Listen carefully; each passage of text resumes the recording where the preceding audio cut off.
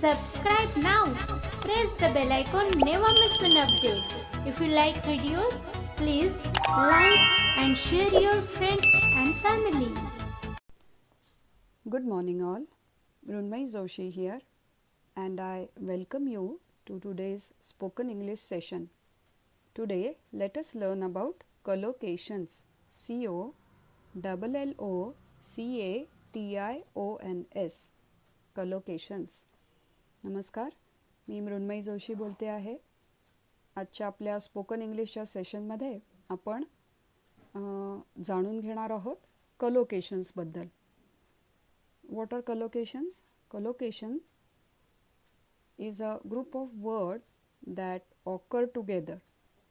What are collocations? Collocations is a group of words that occur together. म्हणजे एकत्र वापरले जाणारे शब्द त्यांना म्हणतात collocations.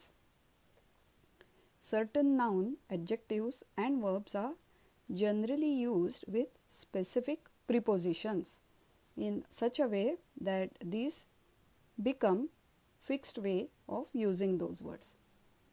म्हणजे काही nouns आणि prepositions हे एकत्र वापरले जातात. सुरुवात आपण noun आणि prepositionच्या collocation पासून करूया. मी उदाहरण दिलं की तुम्हाला क्लिअर होऊन जाईल. For example if I say hope for is a collocation. Hope हे नाउन आहे आणि फॉर हे प्रिपोजिशन आहे. पण जेव्हा आपण होप फॉर हा एकत्र शब्दांचा समूह वापरतो तेव्हा ते होतं कलोकेशन. तर पहिला कलोकेशन आहे होप फॉर. त्याचा वाक्यात कसा उपयोग करता येईल? Let us hope for the best. Next one is interest in. So I can say I have interest in studying music. तर थोडक्यात हे कलोकेशन्स असे वापरले जातात. मी आता काही नाउन आणि नाउन प्लस प्रिपोजिशन्स असे कलोकेशन्स काही उदाहरणं घेणार आहे. Love of. For the love of animals she became a veterinarian doctor. Next collocation need for. There is a need for skilled persons in every field. Need for. Participation in. So how we use it? Everybody's participation in today's vocabulary session is expected. उदाहरण दिलं मी participation inचं. तसंच reason for. There is a reason for suspicion.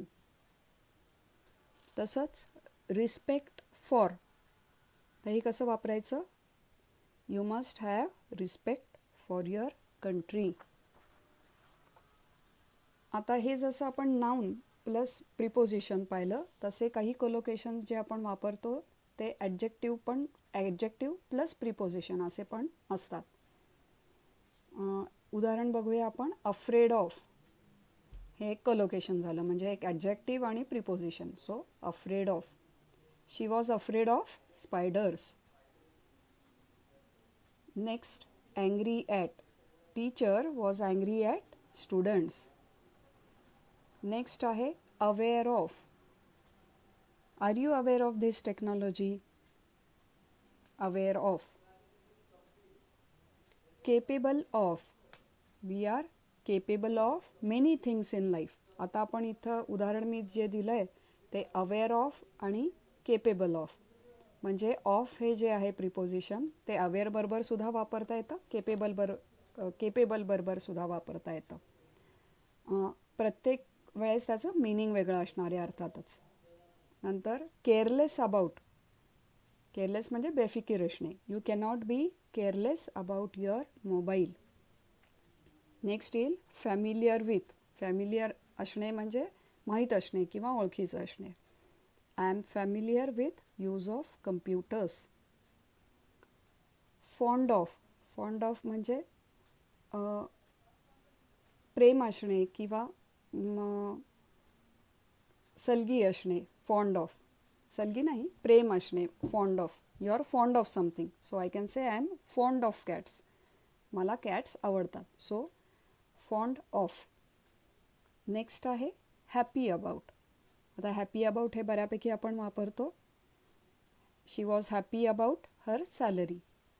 So I just told you about collocations today, and I have given certain examples for noun plus preposition collocations and adjective plus preposition collocations.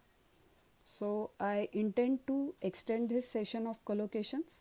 म्हणजे हे एकत्र जे वापरले जाणारे शब्द आहेत काही काही ते आपण पुढच्या सेशनमध्ये सुद्धा बघूया आणि त्याचा वाक्यात उपयोग करून बघूया, जेणेकरून आपल्या दैनंदिन इंग्रजीत स्पोकन इंग्लिशमध्ये आपल्याला याचा वापर करता येईल. So I plan to take next session also on collocations only. So today we have seen certain noun plus preposition collocations and some adjective plus preposition collocations. So that is all for today's spoken English session. Thank you and have a nice Sunday.